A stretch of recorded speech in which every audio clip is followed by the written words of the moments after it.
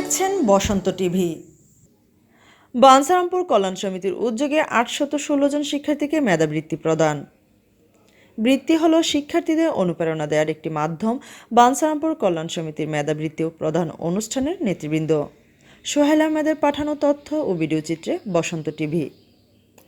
বাঞ্ছারামপুরে মেধাবী শিক্ষার্থীদের মাঝে মেধাবৃত্তি ও সম্মাননা প্রদান করা হয়েছে। ঢাকাস্থ বাঞ্ছারামপুর উপজেলা কল্যাণ সমিতির উদ্যোগে ১৯ এপ্রিল শনিবার বাঞ্ছারামপুর সদরে মাওলাগঞ্জ বাজার অডিটোরিয়ামে অনুষ্ঠিত সমিতির সাধারণ সম্পাদক অবসরপ্রাপ্ত major SM. Saidul Islam PSC ও অ্যাডভোকেট মীর হালিমের সঞ্চালনায় সভাপতিত্ব করেন কল্যাণ সমিতির সভাপতি ও বিশ্ববিদ্যালয় মঞ্জুরি কমিশনের সাবেক সচিব মোহাম্মদ মুফাক্খের। এতে প্রধান অতিথি হিসেবে উপস্থিত ছিলেন সাবেক সংসদ সদস্য ও কল্যাণ সমিতির প্রধান পৃষ্ঠপোষক এম.এ. খালেক পিএসসি। এ সময় বাঞ্ছারামপুর উপজেলার ৩৮টি উচ্চ বিদ্যালয় ও মাদ্রাসার সপ্তম শ্রেণী থেকে দশম শ্রেণী পর্যন্ত প্রতি শ্রেণীর ৩ জন করে মেধাবী ৮১৬ জন শিক্ষার্থীকে ৮ লক্ষাধিক নগদ অর্থ প্রদান করা হয়। এছাড়াও মেধাবৃত্তি অনুষ্ঠানে আরও উপস্থিত ছিলেন কল্যাণ সমিতির সহসভাপতি অ্যাডভোকেট রফিক শিকদার, অ্যাডভোকেট জিয়াউদ্দিন, সাবেক সচিব শফিকুল ইসলাম, অবসরপ্রাপ্ত কর্নেল মোহাম্মদ মনিরুল ইসলাম পিএসসি, সিনিয়র সহসভাপতি ইঞ্জিনিয়ার শফিকুল ইসলাম, উপজেলা সহকারী কমিশনার মোহাম্মদ নজরুল ইসলাম, সাবেক ভিপি আমিরুল ইসলাম সাজ্জাদ, বিএনপি নেতা মতিউর রহমান জালু, ভিপি মুজিব, প্রেস ক্লাবের সভাপতি মোল্লা মোহাম্মদ নাসির আহমেদ, প্রেস ক্লাবের সহসভাপতি ও কল্যাণ সমিতির সহপ্রচার সম্পাদক ফয়সাল আহমেদ খান, কল্যাণ সমিতির প্রতিনিধি মোহাম্মদ মোশাররফ হোসেন রিপন প্রমুখ। For me, it's more like a motivation or encouragement or belief because it will lead us to future, it will lead us toward power in the future. And because with that, as students, we already realize that you guys can see the potential in us, you guys believe in us. So we noticed that our hard work in the examination didn't go unnoticed. So it will motivate us to work harder in the future. So I, on the behalf of the students, can assure you that and I can promise you that inshallah we will work harder so we can get something for you in return. So I will make my Upazila proud, I will make my parents proud, and we all can make this Banchanpur Upazila community proud. And I will end my speech by that. Thank you for all. বৃত্তি প্রদান অনুষ্ঠানটা করে থাকি, আমরা সবাই জানি এই বৃত্তি প্রদান করা হয়ে থাকে সাধারণত অন্য যত ছাত্রছাত্রী আছে যারা পায়নি তাদেরকে উৎসাহিত করার জন্য এবং যারা পেয়েছে তাদেরকে সম্মানিত করার জন্য।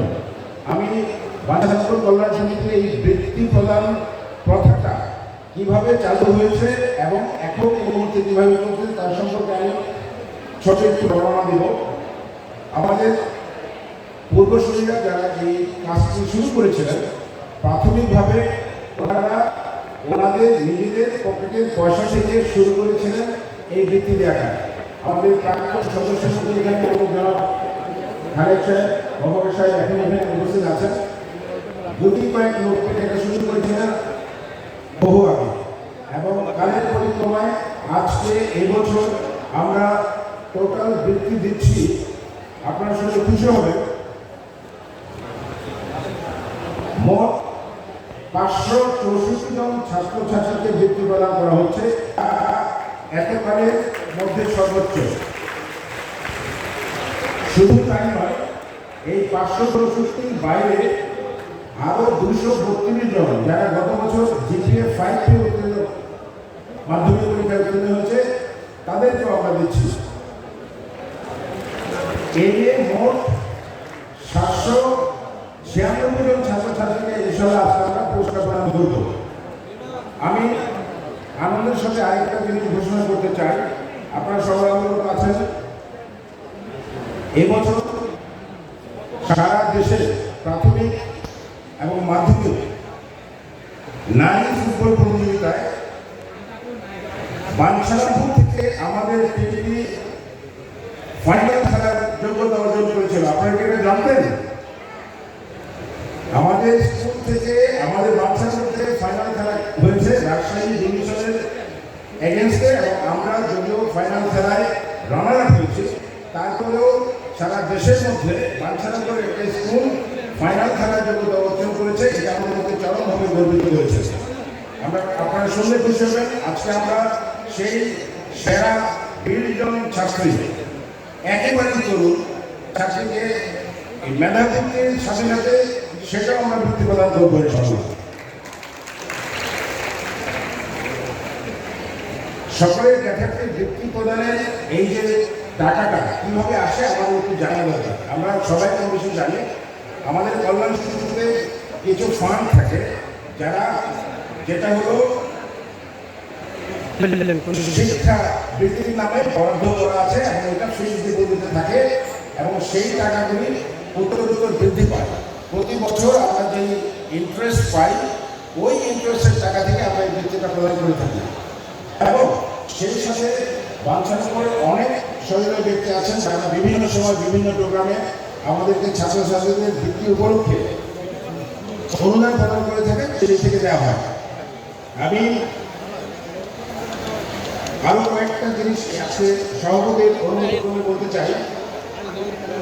এই স্কুল বা মাদ্রাসা যাদেরকে বৃত্তি প্রদান করা হচ্ছে এবং যাদের কারণে বা যাদের পিছনে আমাদের শিক্ষকেরা দিন রাত পরিশ্রম করে তোমাদেরকে এই পর্যায়ে নিয়ে এসছে, তাদেরও একটা রিকগনাইজেশন প্রয়োজন, ঠিক না?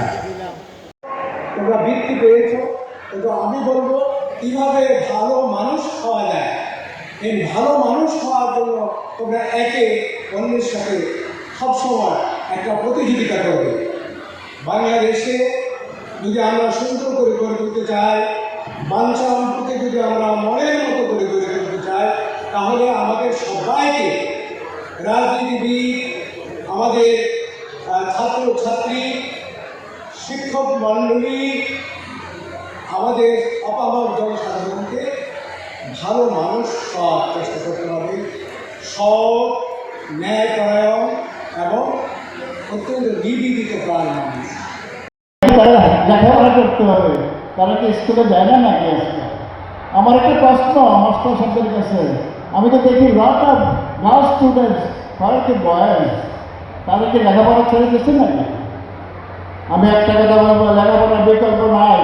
আজকে যারা তোমরা বৃত্তি পাচ্ছ তারা অত্যন্ত সৌভাগ্যবান। আজকে তোমরা যে সুযোগ পাচ্ছ, সুবিধা পাচ্ছ, আমরা যখন ছোটো ছিলাম এটা এমনটি ছিল না।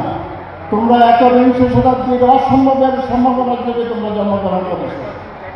পৃথিবীটা আজ তোমাদের হাতের মুঠো, একমাত্র একটা মোবাইল দিয়ে পৃথিবীর সব কিছু জানা যায়। আর আমাদের সময় কুবির বাতি, হারিকেন টিমটিমে লাইট, অন্ধকার